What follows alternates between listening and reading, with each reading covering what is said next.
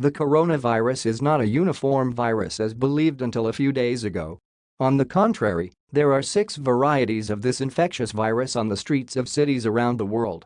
This is evidenced by an important group of English scientists who have concluded that there are several diseases caused by COVID-19 and that each one of them manifests itself with a series of symptoms that can help its identification.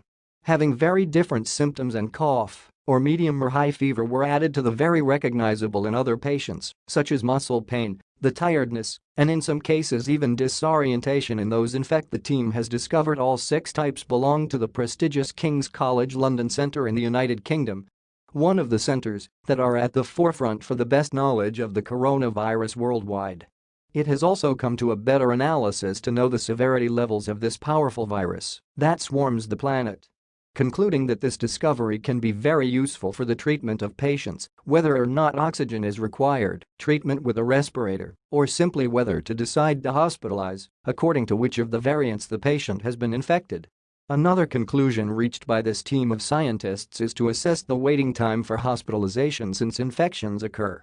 In this sense, they anticipate that most patients with coronavirus symptoms receive respiratory assistance approximately 13 days after their infection and have the first signs that they may be infected with COVID-19. These conclusions are in line with the first health projections that indicate that the incubation period for the virus could last around 2 weeks.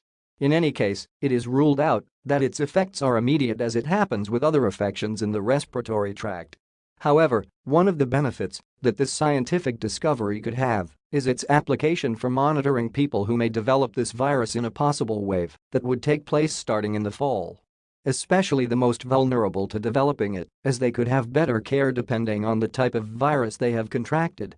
Because based on this medical variable, it would have different symptoms that may be those that ultimately allow better treatment of patients